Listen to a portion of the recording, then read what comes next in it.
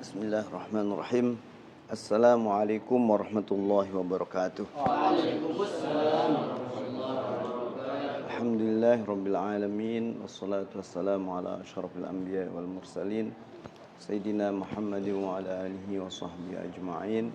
Allahumma aslih ummata Muhammadin sallallahu alaihi wasallam wa farrij an ummati Muhammadin sallallahu alaihi wasallam warham ummata Muhammadin sallallahu alaihi wasallam وانشر واحفظ وأيد نهضة الوطن في العالمين بحق محمد صلى الله عليه وسلم.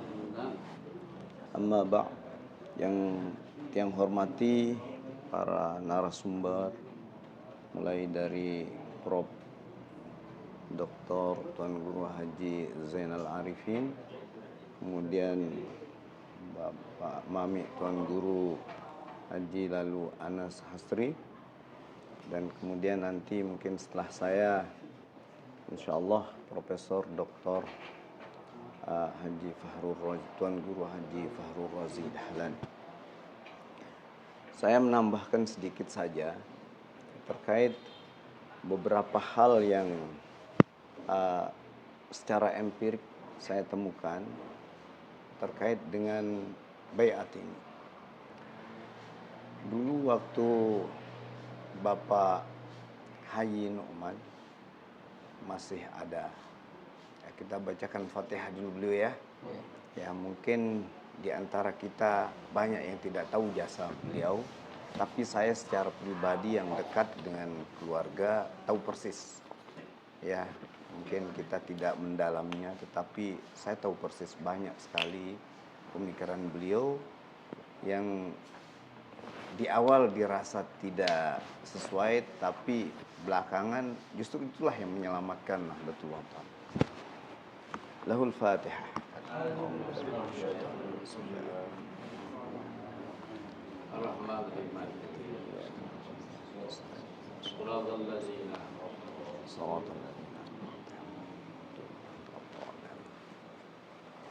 Ketika kita perjalanan selama Ummuna menjadi ketum PBNW dan Bapak Tuan Haji menjadi sekjen, itu kebetulan saya masih menjadi anggota DPD RI. Di saat itu ketika beliau berdua bepergian keluar daerah, saya sering nyusul. Ya, itu karena dipanggil oleh Ummuna. Dalam perjalanan banyak hal yang kita diskusikan, ya, sampai hal-hal yang besar, sampai hal-hal yang sangat sepele. Nah, maksud saya seperti misalnya kalau kita bicara hal sepele itu, bagaimana menurut Sida gitu ya, menurut Sida pidato saya tentang ini. Beliau biasanya menyebut yang konsepkan ini. Nah, itu kan sederhana sekali ya. Ya itu sampai situ kita bicarakan. Ya mulai dari pembuatan madrasah, pembelian tanah dan sebagainya itu banyak kita diskusikan di jalan. Ya. Bahkan beliau kadang-kadang tidak ngasih kita keluar dari kamarnya ya. Jangan dulu gitu. Padahal Pak Tuan Haji sudah ngantuk. Ya seperti itu. Banyak yang saya dengar diskusi terkait dengan baiat ini. Diskusi tentang baiat itu biasanya sangat seru. Ya mungkin kita ini pemahaman tentang baiat itu antara pahala dan dosa kan. Ya saya rasa setiap ulama pasti mengatakan bahwa mengingkari baiat itu adalah dosa besar.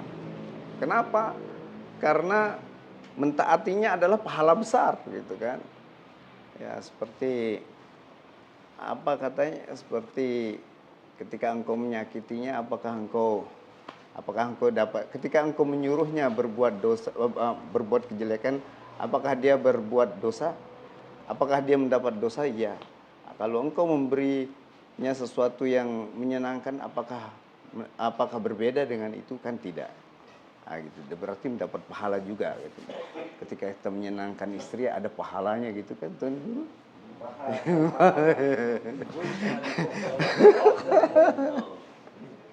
Nah, begitu. Sama seperti itu. Jadi kan di Al-Qur'an innalladzina yubayyi'unaka innama yubayyi'una Allah. Kan? Yadullahi fawqa aydihim faman nakatha fa innama yankusu ala nafsihi wa man awfa bima 'ahada 'alaihi Allah fasayutihi ajran 'azima, kan? Pahalanya besar kalau melakukan mentaati baiat. Ya sebaliknya dari pahala itu, dosanya juga dosa besar. Nah, ketika kita tidak mentaatinya. Nah, diskusi kita itu tentang pertama ya, kalau yang diskusi dengan Pak Tuan Haji dengan Ummuna itu biasanya dimulai dengan siapa yang berhak memberikan baiat. Siapa yang berhak memberi baiat? Nah, kalau ada kejadian-kejadian tertentu, misalnya kita mendengar di Pancor jarang kita dengar baiat itu, yang terdengar keras ya. Tapi sekali dua kita mendengar baiat itu, di situ itu akan terjadi diskusi. Boleh kasih A, boleh kasih B berbaiat. Itu kita mulai diskusi di situ. Zaman dulu ya, waktu itu jangan, kalau zaman sekarang kan sudah beda, kita lain organisasi. Ini di saat kita satu pimpinan waktu itu. Jawaban itu yang keluar dari Pak Tuan Haji itu sangat tegas dan lugas ya, mengatakan bahwa dalam setiap generasi itu yang boleh membaiat itu hanya satu orang. Ya, dalam setiap generasi kepemimpinan maksudnya. Ya, artinya kepemimpinan tertinggi. Apakah dia harus keturunan? Nah, ini dia jadi permasalahan ketika nanti suatu saat kepemimpinan tertinggi itu bukan dari keturunan. Apakah bisa dia membaiat ketika dia menjadi pimpinan tertinggi? Nah, ini diskusi kita waktu itu, ya. Diskusi kita waktu itu, sehingga jawaban beliau dengan tegas mengatakan, itulah sebabnya Maulana Syekh Tuan Guru Kiai Haji Muhammad Zainuddin Abdul Majid selalu menunjuk penggantinya, dan dari penggantinya ini harus ada penggantinya juga yang ditunjuk, sehingga baiat itu pun akan berlangsung oleh pimpinan dan keturunan. Nah, itu yang dijawab oleh beliau, sehingga Ummuna itu bersikeras. Selalu diingatkan kita sama Ummuna bahwa Maulana Syekh pernah berbicara, pernah mengatakan bahwa dari Zainuddin ini akan muncul Zainuddin berikutnya. Nah, saya enggak tahu kita enggak bisa menafsirkannya apakah setelah ini hanya dari satu sumber ya. Zainuddin itu apakah hanya dari satu sumber? Wallahu a'lam. Tapi ketika minta dibaiat Zainuddin Salis, Ummuna mengatakan buatkan. Dengan tegas Ummuna. Bahkan ini ada cerita lucu sedikit. Amun susah-susah jema bahasan Ummuna. Kalau saya susah-susah nanti saya buat Zainuddin ini menjadi perema katanya. Tahu perema nggih? Ya. Dia perema itu. Maksudnya biar banyak Zainuddin laki-laki.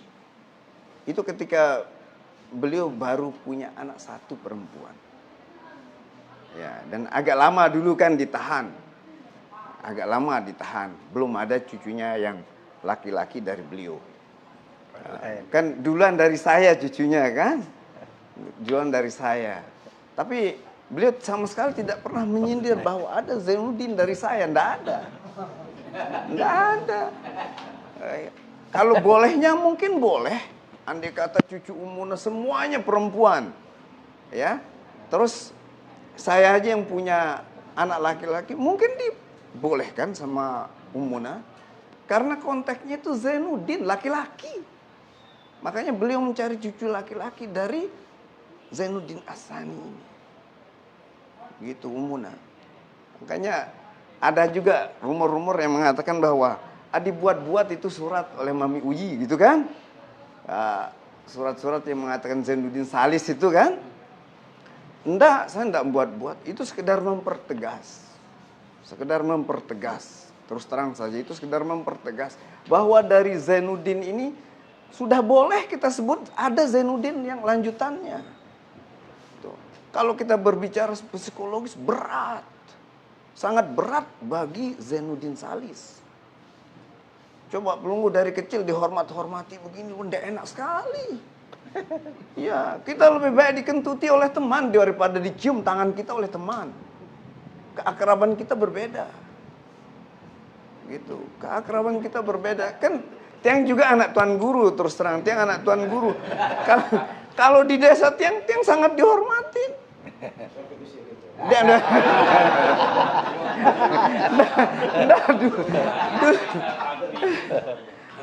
Dulu itu begitu.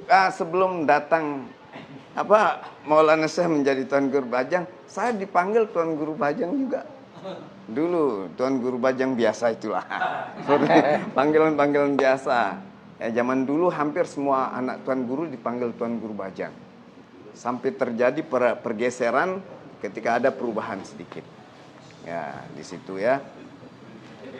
Begitu. Nah, intinya Bapak Tuan Hayi itu menjawab bahwa yang namanya baiat itu yang pertama siapa yang boleh membaiat itu diutamakan dari keturunan. Kemudian diutamakan dari pimpinan. Ada keturunan, ada pimpinan.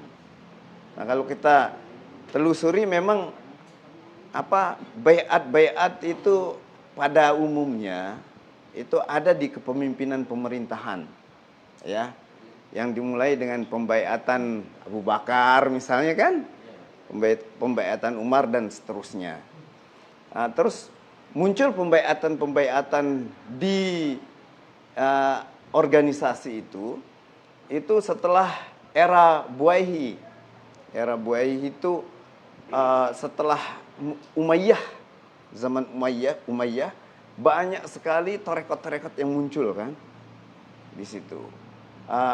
Tarekat-tarekat dari guru-guru tarekah, murid tarekah, disitulah muncul bai'ah kepada guru-guru mereka, bahwa mereka sami'na wa ata'na kepada guru-guru mereka. Nah, ini ternyata bukan main-mainan bai'ah, itu sebagai upaya untuk melestarikan ajaran bai'ah ini justru. Ajaran bai'ah ini kalau hanya untuk membai'ah khalifah, maka bai'ah ini akan hilang lama-lama. Kalau sudah muncul kepresidenan seperti sekarang, apa ada bai'ah? Tidak ada. Ya, janji presiden ya yang ada, janji presiden. Janji rakyat kepada presiden nggak ada. Yang bersumpah itu kan presidennya kan? Yang berjanji itu presidennya, bukan rakyatnya. Itu yang terjadi di zaman kita ini. Tetapi kalau zaman khalifah enggak. Semua berbai'ah. Seperti masyarakat Islam zaman Abu Bakar semua berbai'ah, Ali telat berbai'ah. Setelah meninggal Siti Fatimah, beliau cerita bahwa saya malu berbai'ah karena ada Siti Fatimah. Ya masih ada gitu. Kan beda meninggalnya Siti Fatimah dengan Rasulullah enggak jauh kan. Ya. Beliau salah satu keluarga yang mengikuti perjalanan kehidupan Rasulullah sampai meninggalnya. Nah, gitu. Setelah Siti Fatimah Zahra meninggal dunia, Ali langsung menemui Abu Bakar. Dan Ali tetap sebagai babul ilmi, ketika ada permasalahan Abu Bakar, Umar, Utsman itu selalu meminta Ali sebagai pemecah problematikanya. Itu tidak bisa dipungkiri ya. Nah, contoh bai'ah Ali ini itu menunjukkan bahwa bai'ah itu sangat penting. Tidak mengapa walaupun telat. Nah, gitu. Tidak mengapa walaupun telat. Mungkin ketika jadi pengurus bai'ahnya wallahi gitu, diam ya kan, ada lain dia. Wallahu katanya kan. Ketika disuruh wallahi, tallahi, wallahu rabbul Ka'bah kata orang Arab kan. Kita kira dia bersumpah orang Arab itu tuh. Tapi ternyata dia main-main. Nah, tapi itu juga enggak boleh kan? Nah, itu salah satu upaya untuk mempertahankan salah satu ajaran Islam. Bai'ah itu bukan budaya. Ingat, ada yang mengatakan bahwa dia budaya organisasinya adalah bai'ah. Itulah sebabnya masyarakatnya itu taat-taat padanya. Bukan begitu. Bukan begitu ya. Itu bukan budaya, tapi syariat.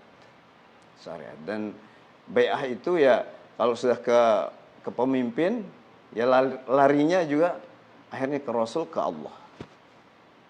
Nah, dan diskusi Ummuna ini pernah keras ketika beliau pernah, kalau tidak salah, pernah mengutus salah seorang tuan guru, kalau nggak salah beliau, kalau nggak salah beliau pernah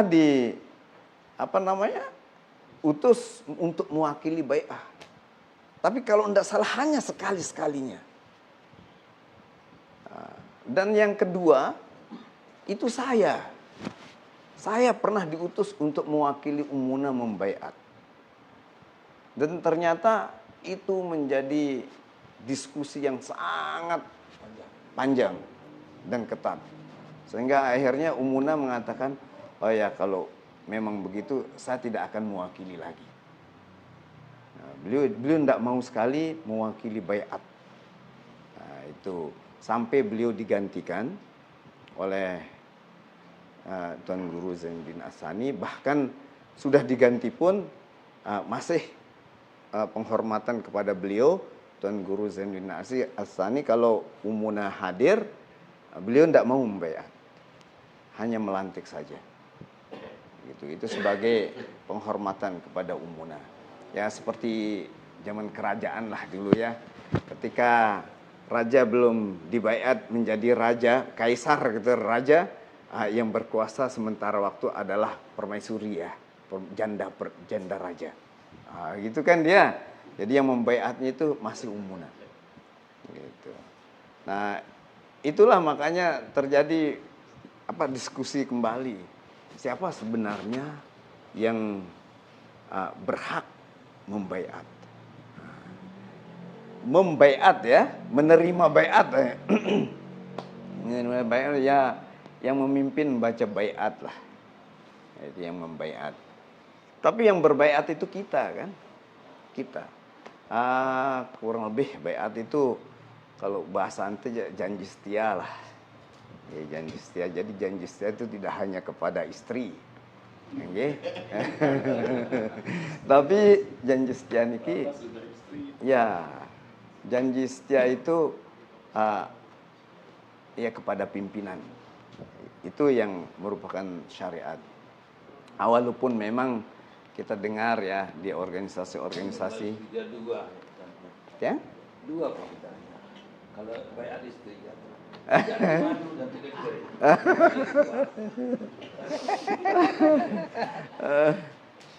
Ya.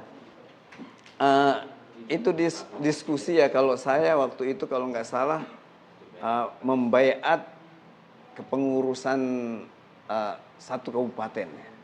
Satu kabupaten waktu itu, daerah berarti ya yang saya baiat. Nah itu akhirnya diulang baiat oleh Ummuna ketika hadir kembali, menunjukkan bahwa sesungguhnya baiat itu pun walaupun wakil sama dengan yang diwakili itu kedudukannya, dalam kedudukannya, Tetapi dalam baiat itu masih dianggap tidak memenuhi syarat ketika bukan mursyid yang membaiat murid. Ya, ketika tidak mursyid membaiat murid. Saya tidak tahu persis ya, baiat secara resmi ini kapan mulainya di zaman Maulana Syekh, ya. Kapan mulainya di zaman Maulana Syekh? Apa setelah ada tarekat apa namanya? Hizib Nahdlatul Ulama atau dari awal? Tetapi yang pasti kalau antara guru dan murid itu dengan membaca kitab Ta'alimul Muta'alimah saja, kita itu sebenarnya isinya baiat semua itu. Dengan membaca hadis bahwa orang tuamu 3 itu sudah berbaiat kepada guru itu pada dasarnya. Ya, artinya kalau berbakti kepada orang tua pahalanya besar ya, kalau hianat kepada orang tua ya, sedangkan guru paling mulia kita adalah orang tua paling mulia kita adalah guru, itu dosa besar. Nah, itu kebalikan dari yang tadi. Saya rasa tentang baiat ini alangkah baiknya ya untuk mengingatkan diri kita, artinya untuk memperkuat komitmen pribadi, untuk memperkuat loyalitas, dan untuk memperkuat pengakuan secara umum lah, untuk memperkuat cinta kita kepada pimpinan dan organisasi kita. Seperti yang dikatakan Pak Sekjen, alangkah bagusnya memang sering-sering tajdid. Makanya ketika ada baiat, walaupun ada yang penerima ijazah baru ya, terus ada baiat di situ, saya sering ikut kalau saya. Nah, itu mengingatkan hati kita saja bahwa saya ini NW, dengan jalankan baiat itu artinya ada pahala yang besar di sana. Dan kalau tidak menjalankan baiat, melupakan baiat atau melalaikan baiat, artinya sebaliknya. Sehingga saya setuju sekali dengan Pak Sekjen bahwa tajdidul bai'ah itu atau tajdidul ahd itu bagus. Itu pada intinya ya. Dan mungkin pengajian tentang bai'ah ini perlu kita simpulkan ya, apa yang dibicarakan oleh beliau tadi. Kan banyak kitab-kitab tentang bai'ah itu ya, terutama siasah ya. Kitab-kitab tentang siasah syariah itu pasti ada bai'at di situ. Kisah-kisah tentang tarikh itu ada yang diceritakan bai'ah di situ. Intinya untuk memperdalam makna bai'ah ini, mungkin kita yang pengurus-pengurus niki perlu memperdalam makna bai'ah dan kita ceritakan kepada masyarakat yang awam tentang bai'ah. Hanya itu sekaligus sebagai pesan tiang, mohon maaf yang sebesar-besarnya, mungkin tidak bisa tiang menceritakan secara gamblang, tapi inilah cuplikan yang bisa tiang ceritakan. Mudah-mudahan ada manfaatnya. Wallahul muwaffiq wal hadi ila sabilir rasyad. Wassalamualaikum warahmatullahi wabarakatuh. Waalaikumsalam warahmatullahi wabarakatuh.